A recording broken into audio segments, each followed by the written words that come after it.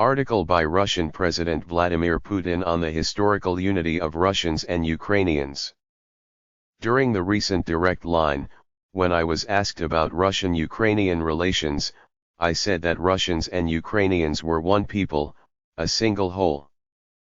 These words were not driven by some short-term considerations or prompted by the current political context. It is what I have said on numerous occasions and what I firmly believe.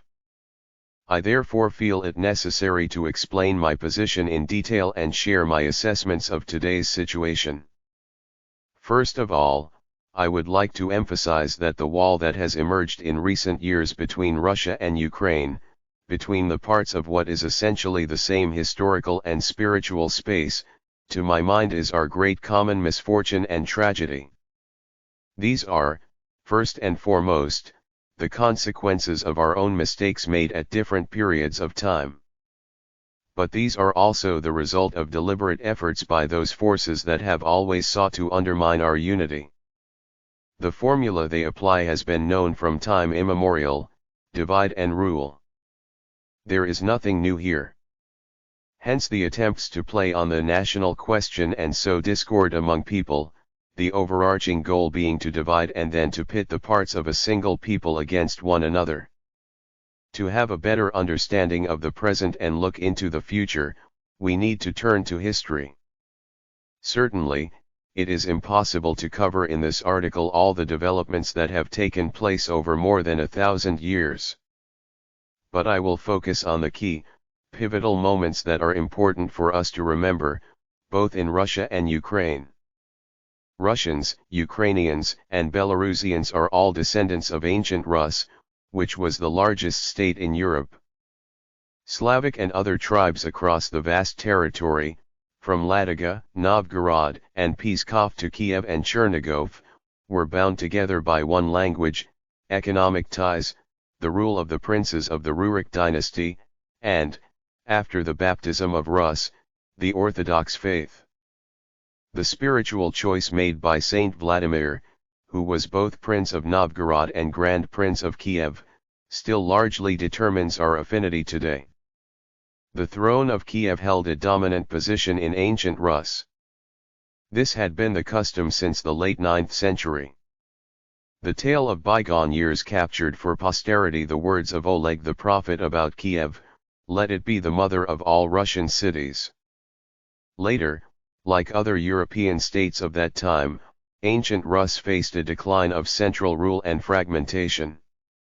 At the same time, both the nobility and the common people perceived Rus as a common territory, as their homeland. The fragmentation intensified after Batukhan's devastating invasion, which ravaged many cities, including Kiev.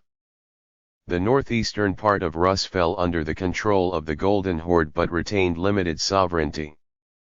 The southern and western Russian lands largely became part of the Grand Duchy of Lithuania, which, most significantly, was referred to in historical records as the Grand Duchy of Lithuania and Russia. Members of the princely and boyar clans would change service from one prince to another, feuding with each other but also making friendships and alliances. Voivode Bobrok of Volyn and the sons of Grand Duke of Lithuania Algirdas, Andrei of Polotsk and Dmitry of Bryansk, fought next to Grand Duke Dmitry Ivanovich of Moscow on the Kulikovo field. At the same time, Grand Duke of Lithuania Jogaila, son of the Princess of Tver, led his troops to join with Mamae. These are all pages of our shared history, reflecting its complex and multidimensional nature. Most importantly, people both in the western and eastern Russian lands spoke the same language. Their faith was Orthodox.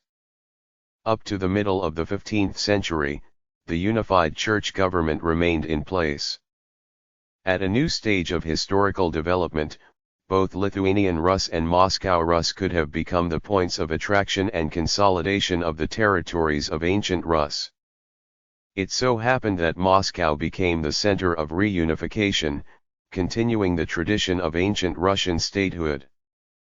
Moscow princes, the descendants of Prince Alexander Nevsky, cast off the foreign yoke and began gathering the Russian lands. In the Grand Duchy of Lithuania, other processes were unfolding. In the 14th century, Lithuania's ruling elite converted to Catholicism. In the 16th century, it signed the Union of Lublin with the Kingdom of Poland to form the Polish-Lithuanian Commonwealth.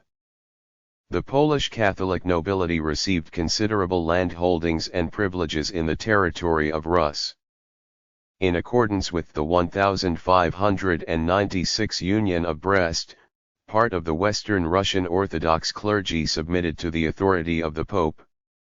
The process of Polonization and Latinization began, ousting Orthodoxy.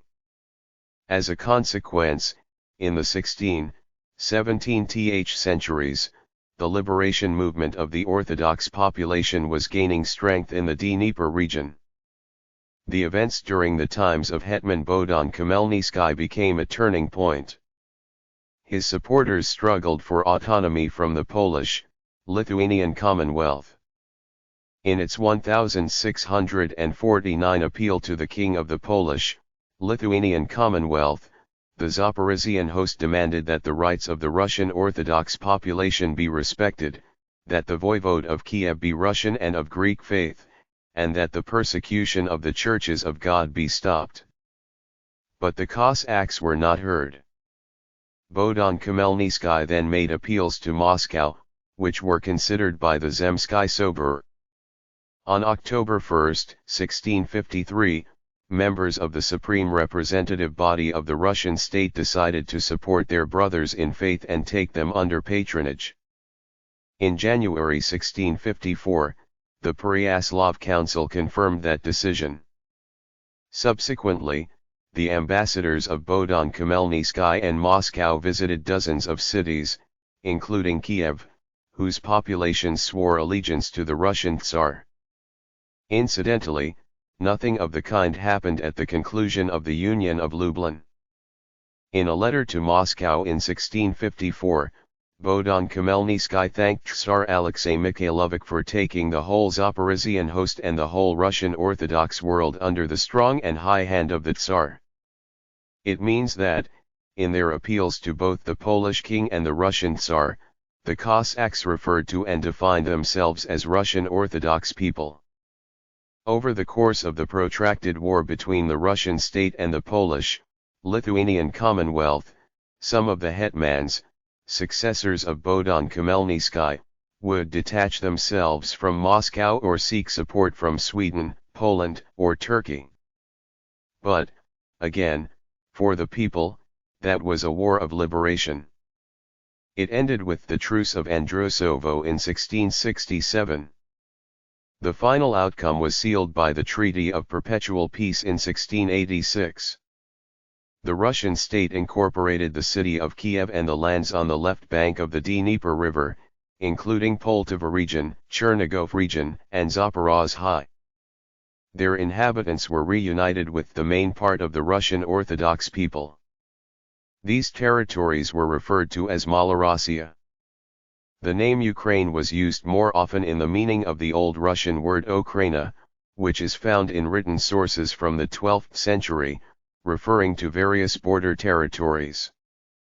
And the word Ukrainian, judging by archival documents, originally referred to frontier guards who protected the external borders.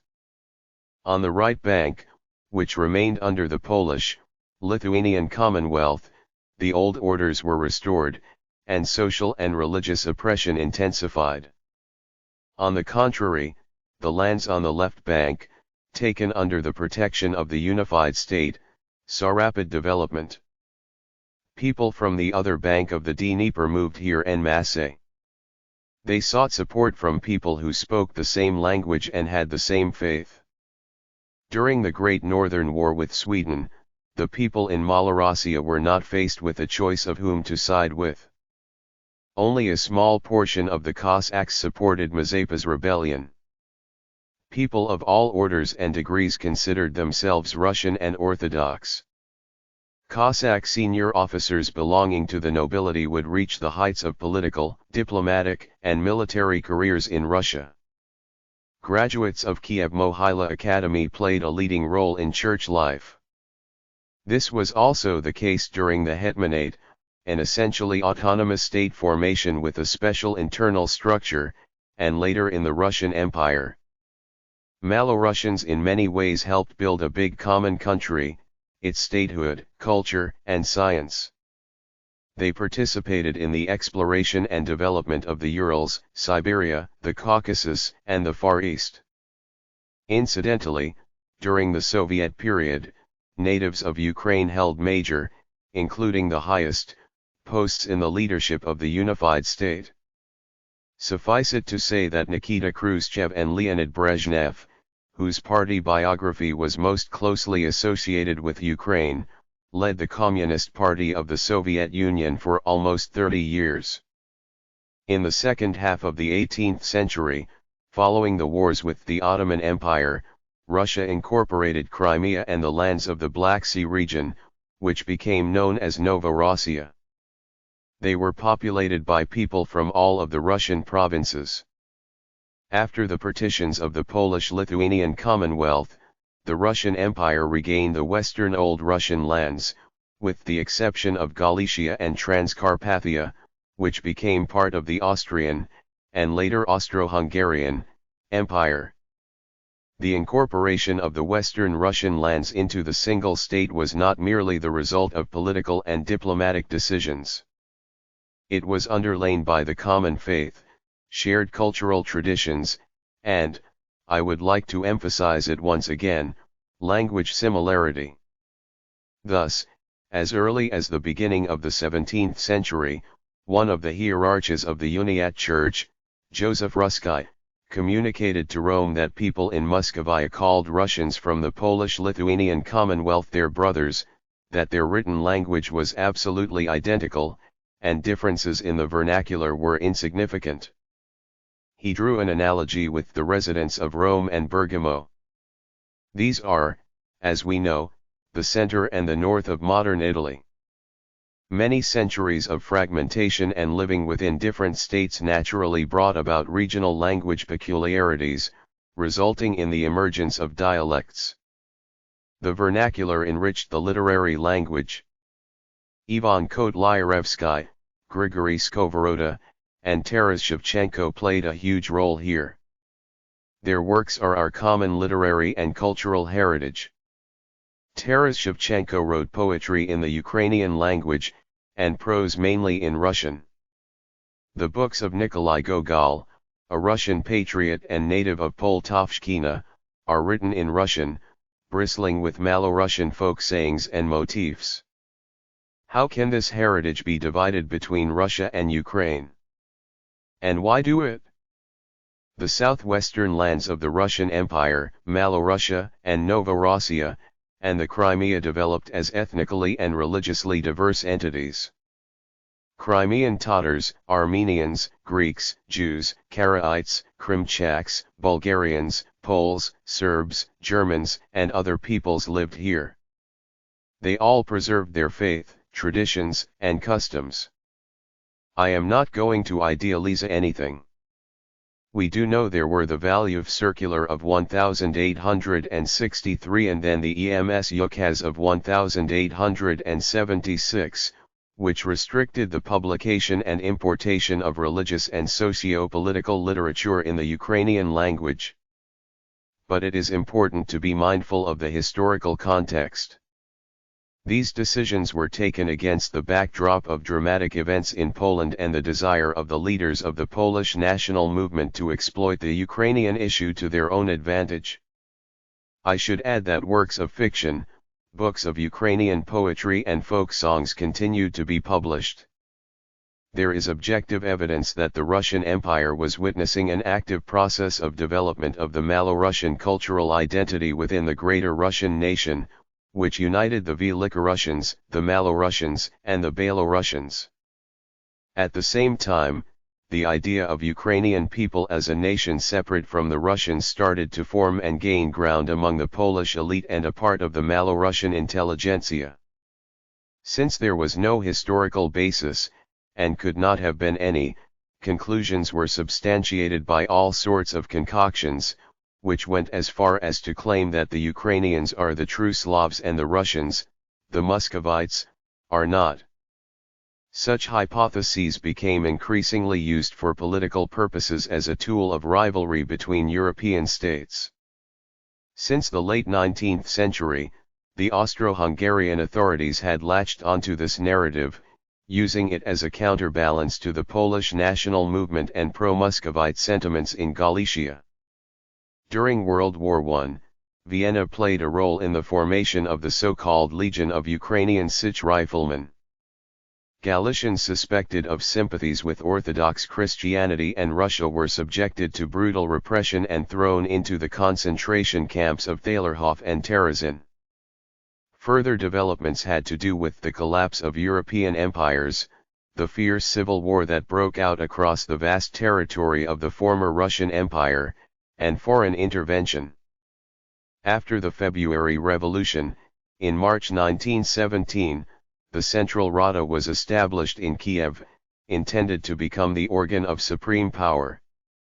In November 1917, in its third Universal, it declared the creation of the Ukrainian People's Republic as part of Russia. In December 1917, UPR representatives arrived in Brest-Litovsk, where Soviet Russia was negotiating with Germany and its allies. At a meeting on January 10, 1918, the head of the Ukrainian delegation read out a note proclaiming the independence of Ukraine. Subsequently, the Central Rada proclaimed Ukraine independent in its fourth Universal. The declared sovereignty did not last long. Just a few weeks later, Rada delegates signed a separate treaty with the German bloc countries. Germany and Austria-Hungary were at the time in a dire situation and needed Ukrainian bread and raw materials. In order to secure large-scale supplies, they obtained consent for sending their troops and technical staff to the UPR. In fact, this was used as a pretext for occupation. For those who have today given up the full control of Ukraine to external forces, it would be instructive to remember that, back in 1918, such a decision proved fatal for the ruling regime in Kiev. With the direct involvement of the occupying forces, the Central Rada was overthrown and Hetman Pavlo Skoropadsky was brought to power, proclaiming instead of the UPR the Ukrainian state, which was essentially under German protectorate.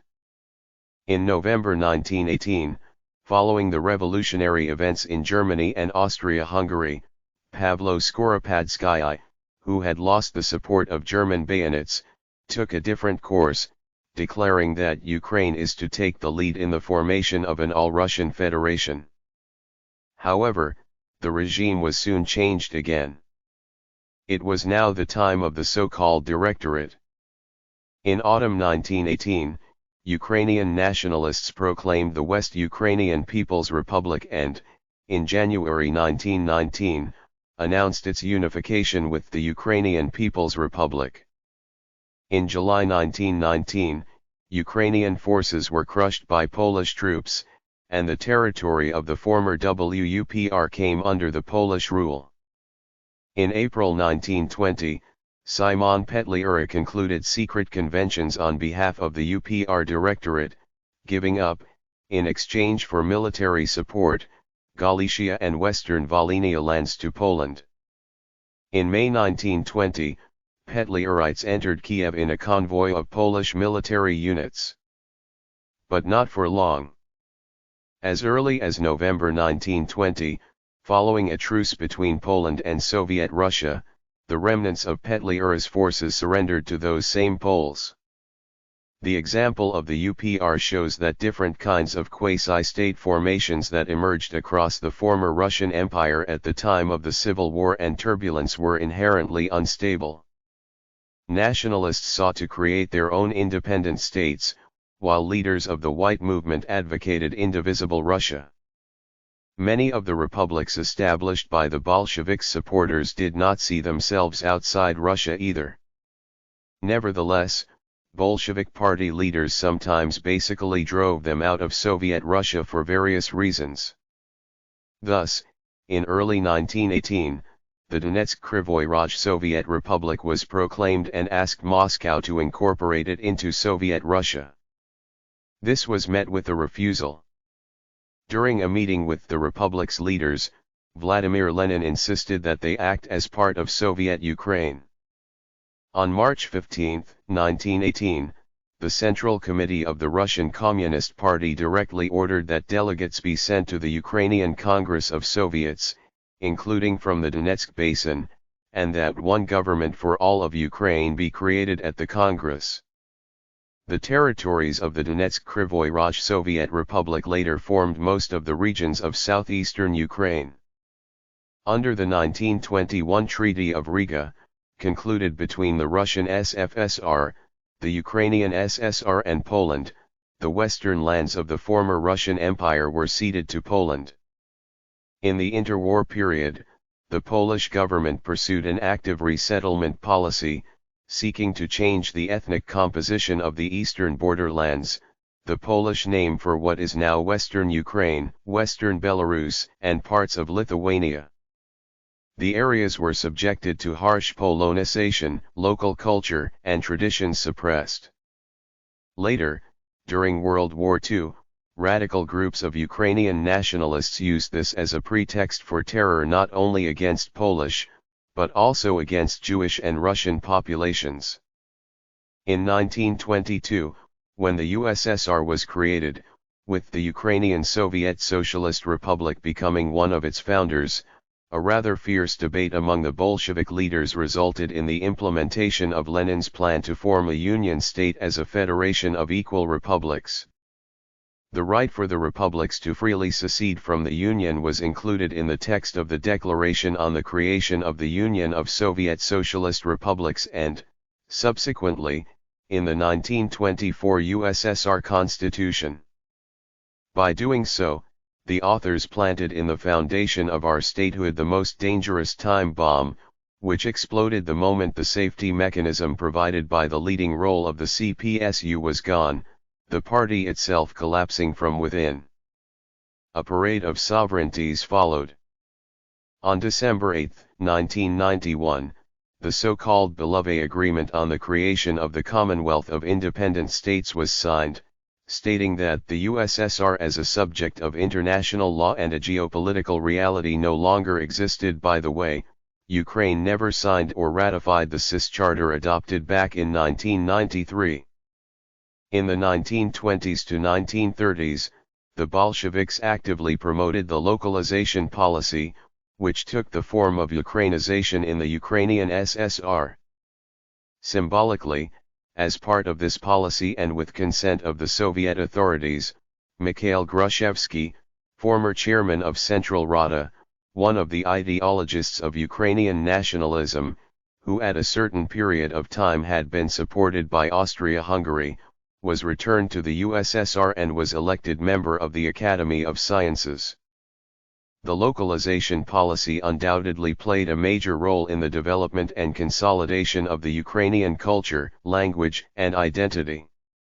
At the same time, under the guise of combating the so-called Russian great power chauvinism, Ukrainization was often imposed on those who did not see themselves as Ukrainians.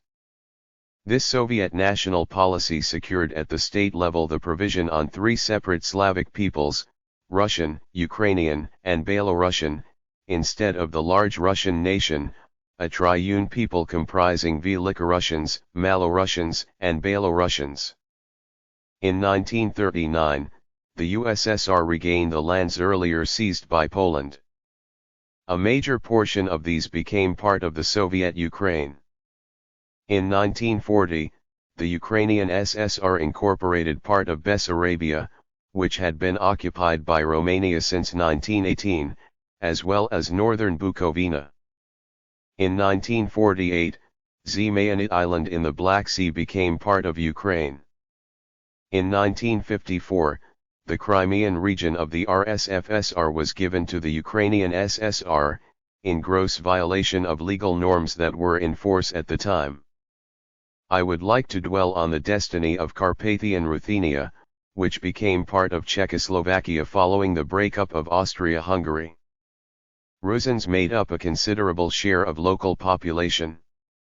While this is hardly mentioned any longer, after the liberation of Transcarpathia by Soviet troops, the Congress of the Orthodox population of the region voted for the inclusion of Carpathian Ruthenia in the RSFSR, or, as a separate Carpathian Republic, in the USSR proper.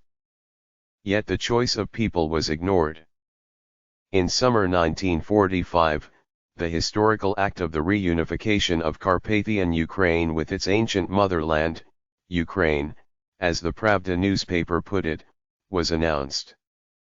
Therefore, modern Ukraine is entirely the product of the Soviet era. We know and remember well that it was shaped, for a significant part, on the lands of historical Russia. To make sure of that, it is enough to look at the boundaries of the lands reunited with the Russian state in the 17th century and the territory of the Ukrainian SSR when it left the Soviet Union. The Bolsheviks treated the Russian people as inexhaustible material for their social experiments. They dreamt of a world revolution that would wipe out national states. That is why they were so generous in drawing borders and bestowing territorial gifts. It is no longer important what exactly the idea of the Bolshevik leaders who were chopping the country into pieces was. We can disagree about minor details, background, and logics behind certain decisions. One fact is crystal clear: Russia was robbed, indeed.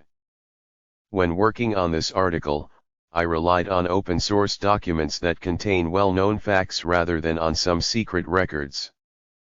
The leaders of modern Ukraine and their external patrons prefer to overlook these facts. They do not miss a chance, however, both inside the country and abroad, to condemn the crimes of the Soviet regime, listing among them events with which neither the CPSU, nor the USSR, let alone modern Russia, have anything to do. At the same time, the Bolsheviks' efforts to detach from Russia its historical territories are not considered a crime. And we know why: if they brought about the weakening of Russia, our ill wishes are happy with that. Of course, inside the USSR, borders between republics were never seen as state borders, they were nominal within a single country, which, while featuring all the attributes of a federation, was highly centralized. This, again, was secured by the CPSU's leading role. But in 1991, all those territories, and, which is more important, people, found themselves abroad overnight, taken away, this time indeed, from their historical motherland. What can be said to this? Things change, countries and communities are no exception. Of course, some part of a people in the process of its development, influenced by a number of reasons and historical circumstances, can become aware of itself as a separate nation at a certain moment. How should we treat that? There is only one answer: with respect. You want to establish a state of your own, you are welcome. But what are the terms? I will recall the assessment given by one of the most prominent political figures of New Russia, first mayor of St. Petersburg Anatoly Sobchak. As a legal expert who believed that every decision must be legitimate, in 1992, he shared the following opinion: the republics that were founders of the Union, having denounced the 1922 Union Treaty, must return to the boundaries they had had before joining the Soviet Union. All other territorial acquisitions are subject to discussion, negotiations, given that the ground has been revoked. In other words, when you leave, take what you brought with you. This logic is hard to refute. I will just say that the Bolsheviks had embarked on reshaping boundaries even before the Soviet Union, manipulating with territories to their liking, in disregard of people's views. The Russian Federation recognized the new geopolitical realities, and not only recognized, but, indeed, did a lot for Ukraine to establish itself as an independent country. Throughout the difficult 1990s and in the new millennium, we have provided considerable support to Ukraine. Whatever political arithmetic of its own Kiev may wish to apply, in 1991 to 2013, Ukraine's budget savings amounted to more than $82 billion, while today, it holds on to the mere $1.5 billion of Russian payments for gas transit to Europe. If economic ties between our countries had been retained, Ukraine would enjoy the benefit of tens of billions of dollars. Ukraine and Russia have developed as a single economic system over decades and centuries. The profound cooperation we had 30 years ago is an example for the European Union to look up to. We are natural complementary economic partners. Such a close relationship can strengthen competitive advantages, increasing the potential of both countries. Ukraine used to possess great potential, which included powerful infrastructure, gas transportation system, advanced shipbuilding, aviation, rocket and instrument engineering industries, as well as world-class scientific, design and engineering schools. Taking over this legacy and declaring independence, Ukrainian leaders promised that the Ukrainian economy would be one of the leading ones and the standard of living would be among the best in Europe. Today, high-tech industrial giants that were once the pride of Ukraine and the entire Union, are sinking. Engineering output has dropped by 42% over 10 years. The scale of deindustrialization and overall economic degradation is visible in Ukraine's electricity production, which has seen a nearly two-time decrease in 30 years. Finally, according to IMF reports, in 2019, before the coronavirus pandemic broke out, Ukraine's GDP per capita had been below $4,000. This is less than in the Republic of Albania, the Republic of Moldova, or unrecognized Kosovo. Nowadays, Ukraine is Europe's poorest country. Who is to blame for this? Is it the people of Ukraine's fault? Certainly not. It was the Ukrainian authorities who wasted and frittered away the achievements of many generations. We know how hard-working and talented the people of Ukraine are. They can achieve success and outstanding results with perseverance and determination. And these qualities, as well as their openness, innate optimism, and hospitality have not gone. The feelings of millions of people who treat Russia not just well but with great affection, just as we feel about Ukraine, remain the same. Until 2014, hundreds of agreements and joint projects were aimed at developing our economies, business and cultural ties, strengthening security, and solving common social and environmental problems. They brought tangible benefits to people, both in Russia and Ukraine. This is what we believe to be most important. And that is why we had a fruitful interaction with all, I emphasize, with all the leaders of Ukraine. Even after the events in Kiev of 2014, I charged the Russian government to elaborate options for preserving and maintaining our economic ties within relevant ministries and agencies. However, there was and is still no mutual will to do the same. Nevertheless, Russia is still one of Ukraine's top 3 trading partners, and hundreds of thousands of Ukrainians are coming to us to work, and they find a welcome reception and support. So that what the aggressor state is.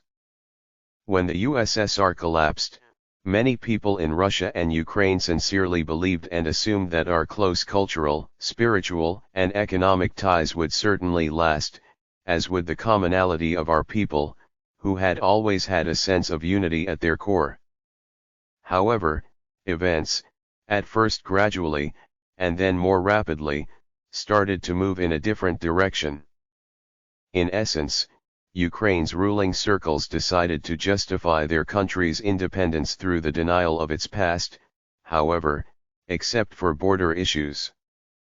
They began to mythologize and rewrite history, edit out everything that united us, and refer to the period when Ukraine was part of the Russian Empire and the Soviet Union as an occupation. The common tragedy of collectivization and famine of the early 1930s was portrayed as the genocide of the Ukrainian people. Radicals and neo-Nazis were open and more insolent about their ambitions. They were indulged by both the official authorities and local oligarchs, who robbed the people of Ukraine and kept their stolen money in Western banks, ready to sell their motherland for the sake of preserving their capital. To this should be added the persistent weakness of state institutions and the position of a willing hostage to someone else's geopolitical will. I recall that long ago, well before 2014, the US and EU countries systematically and consistently pushed Ukraine to curtail and limit economic cooperation with Russia. We, as the largest trade and economic partner of Ukraine, suggested discussing the emerging problems in the Ukraine-Russia-EU format. But every time we were told that Russia had nothing to do with it and that the issue concerned only the EU and Ukraine. De facto Western countries rejected Russia's repeated calls for dialogue. Step by step, Ukraine was dragged into a dangerous geopolitical game aimed at turning Ukraine into a barrier between Europe and Russia, a springboard against Russia. Inevitably, there came a time when the concept of Ukraine is not Russia was no longer an option. There was a need for the anti-Russia concept which we will never accept. The owners of this project took as a basis the old groundwork of the Polish-Austrian ideologists to create an anti-Moscow Russia. And there is no need to deceive anyone that this is being done in the interests of the people of Ukraine. The Polish-Lithuanian Commonwealth never needed Ukrainian culture, much less Cossack autonomy. In Austria-Hungary, historical Russian lands were mercilessly exploited and remain the poorest. The Nazis, abetted by collaborators from the UNUPA, did not need Ukraine, but a living space and slaves for Aryan overlords. Nor were the interests of the Ukrainian people thought of in February 2014. The legitimate public discontent, caused by acute socio-economic problems, mistakes, and inconsistent actions of the authorities of the time, was simply cynically exploited. Western countries directly interfered in Ukraine's internal affairs and supported the coup. Radical nationalist groups served as its battering ram. Their slogans, ideology, and blatant aggressive Russophobia have to a large extent become defining elements of state policy in Ukraine. All the things that united us and bring us together so far came under attack. First and foremost, the Russian language. Let me remind you that the new Maidan authorities first tried to repeal the law on state language policy. Then there was the law on the purification of power, the law on education that virtually cut the Russian language out of the educational process. Lastly, as early as May of this year, the current president introduced a bill on indigenous peoples to the Rada. Only those who constitute an ethnic minority and do not have their own state entity outside Ukraine are recognized as indigenous. The law has been passed. New seeds of discord have been sown. And this is happening in a country, as I have already noted, that is very complex in terms of its territorial, national, and linguistic composition, and its history of formation. There may be an argument, if you are talking about a single large nation, a triune nation, then what difference does it make who people consider themselves to be, Russians, Ukrainians, or Belarusians? I completely agree with this. Especially since the determination of nationality, particularly in mixed families, is the right of every individual, free to make his or her own choice. But the fact is that the situation in Ukraine today is completely different because it involves a forced change of identity. And the most despicable thing is that the Russians in Ukraine are being forced not only to deny their roots, generations of their ancestors, but also to believe that Russia is their enemy. It would not be an exaggeration to say that the path of forced assimilation, the formation of an ethnically pure Ukrainian state, aggressive towards Russia, is comparable in its consequences to the use of weapons of mass destruction against us. As a result of such a harsh and artificial division of Russians and Ukrainians, the Russian people in all may decrease by hundreds of thousands or even millions. Our spiritual unity has also been attacked.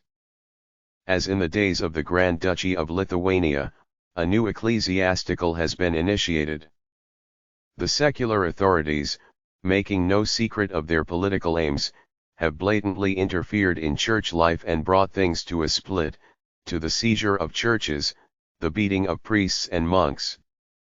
Even extensive autonomy of the Ukrainian Orthodox Church while maintaining spiritual unity with the Moscow Patriarchate strongly displeases them. They have to destroy this prominent and centuries-old symbol of our kinship at all costs. I think it is also natural that the representatives of Ukraine over and over again vote against the UN General Assembly resolution condemning the glorification of Nazism. Marches and torchlit processions in honor of remaining war criminals from the SS units take place under the protection of the official authorities. Mazepa, who betrayed everyone, Petliura, who paid for Polish patronage with Ukrainian lands, and Bandera, who collaborated with the Nazis, are ranked as national heroes. Everything is being done to erase from the memory of young generations the names of genuine patriots and victors, who have always been the pride of Ukraine. For the Ukrainians who fought in the Red Army, in partisan units, the Great Patriotic War was indeed a patriotic war because they were defending their home, their great common motherland. Over 2,000 soldiers became heroes of the Soviet Union. Among them are legendary pilot Ivan Kochhetub, fearless sniper, defender of Odessa and Sevastopol Ludmila Pavlyuchenko, valiant guerrilla commander Sidor Kovpak. This indomitable generation fought, those people gave their lives for our future, for us. To forget their feat is to betray our grandfathers, mothers, and fathers. The anti-Russia project has been rejected by millions of Ukrainians. The people of Crimea and residents of Sevastopol made their historic choice. And people in the southeast peacefully tried to defend their stance.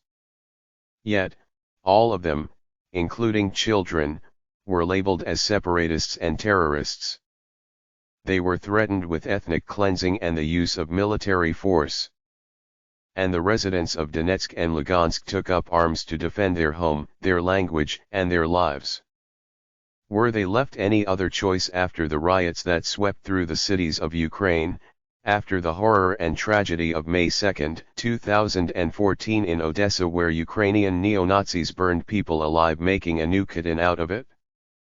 The same massacre was ready to be carried out by the followers of Bandera in Crimea, Sevastopol, Donetsk, and Lugansk.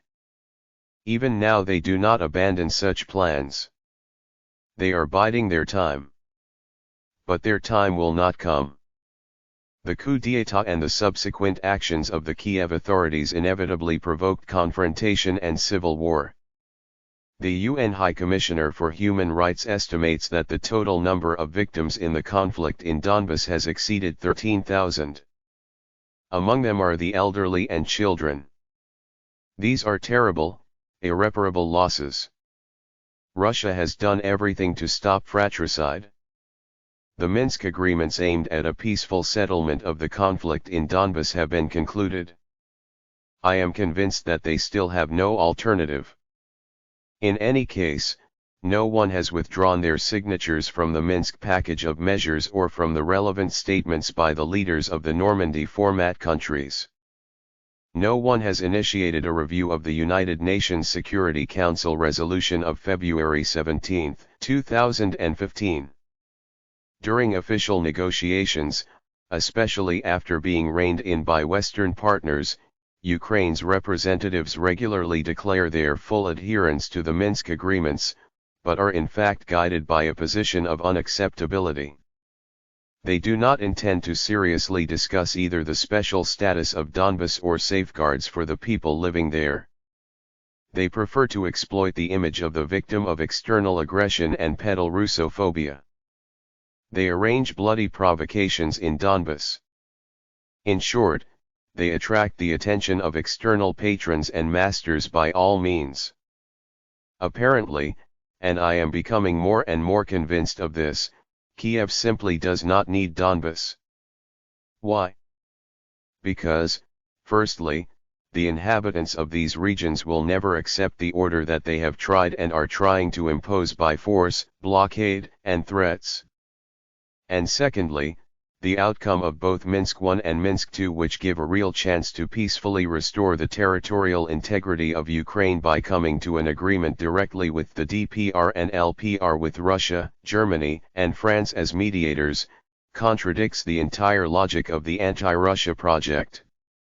And it can only be sustained by the constant cultivation of the image of an internal and external enemy. And I would add, under the protection and control of the Western powers. This is what is actually happening. First of all, we are facing the creation of a climate of fear in Ukrainian society, aggressive rhetoric, indulging neo-Nazis and militarizing the country. Along with that, we are witnessing not just complete dependence but direct external control, including the supervision of the Ukrainian authorities, security services, and armed forces by foreign advisors, military development of the territory of Ukraine and deployment of NATO infrastructure. It is no coincidence that the aforementioned flagrant law on indigenous peoples was adopted under the cover of large-scale NATO exercises in Ukraine. This is also a disguise for the takeover of the rest of the Ukrainian economy and the exploitation of its natural resources. The sale of agricultural land is not far off, and it is obvious who will buy it up. From time to time, Ukraine is indeed given financial resources and loans, but under their own conditions and pursuing their own interests, with preferences and benefits for Western companies. By the way, who will pay these debts back? Apparently, it is assumed that this will have to be done not only by today's generation of Ukrainians but also by their children, grandchildren, and probably great-grandchildren. The Western authors of the anti-Russia project set up the Ukrainian political system in such a way that presidents, members of parliament and ministers would change, but the attitude of separation from and enmity with Russia would remain. Reaching peace was the main election slogan of the incumbent president. He came to power with this. The promises turned out to be lies. Nothing has changed. And in some ways the situation in Ukraine and around Donbas has even degenerated. In the anti-Russia project, there is no place either for a sovereign Ukraine or for the political forces that are trying to defend its real independence. Those who talk about reconciliation in Ukrainian society, about dialogue, about finding a way out of the current impasse are labeled as pro-Russian agents. Again, for many people in Ukraine, the anti-Russia project is simply unacceptable. And there are millions of such people. But they are not allowed to raise their heads. They have had their legal opportunity to defend their point of view in fact taken away from them. They are intimidated, driven underground. Not only are they persecuted for their convictions, for the spoken word, for the open expression of their position, but they are also killed. Murderers, as a rule, go unpunished. Today, the right patriot of Ukraine is only the one who hates Russia. Moreover, the entire Ukrainian statehood, as we understand it, is proposed to be further built exclusively on this idea. Hate and anger, as world history has repeatedly proved this, are a very shaky foundation for sovereignty, fraught with many serious risks and dire consequences. All the subterfuges associated with the anti-Russia project are clear to us. And we will never allow our historical territories and people close to us living there to be used against Russia. And to those who will undertake such an attempt, I would like to say that this way they will destroy their own country. The incumbent authorities in Ukraine like to refer to Western experience, seeing it as a model to follow. Just have a look at how Austria and Germany, the USA and Canada live next to each other. Close in ethnic composition, culture, in fact sharing one language, they remain sovereign states with their own interests, with their own foreign policy. But this does not prevent them from the closest integration or allied relations. They have very conditional, transparent borders. And when crossing them the citizens feel at home. They create families, study, work, do business. Incidentally, so do millions of those born in Ukraine who now live in Russia. We see them as our own close people.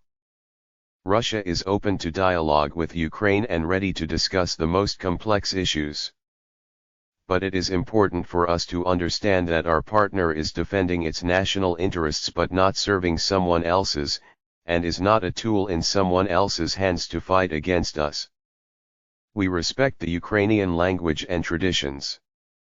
We respect Ukrainians' desire to see their country free, safe, and prosperous. I am confident that true sovereignty of Ukraine is possible only in partnership with Russia. Our spiritual, human, and civilizational ties formed for centuries and have their origins in the same sources, they have been hardened by common trials, achievements, and victories. Our kinship has been transmitted from generation to generation. It is in the hearts and the memory of people living in modern Russia and Ukraine, in the blood ties that unite millions of our families. Together we have always been and will be many times stronger and more successful. For we are one people. Today, these words may be perceived by some people with hostility. They can be interpreted in many possible ways. Yet, many people will hear me. And I will say one thing, Russia has never been and will never be anti-Ukraine. And what Ukraine will be, it is up to its citizens to decide. End of the Historical Unity of Russians and Ukrainians, by Vladimir Putin.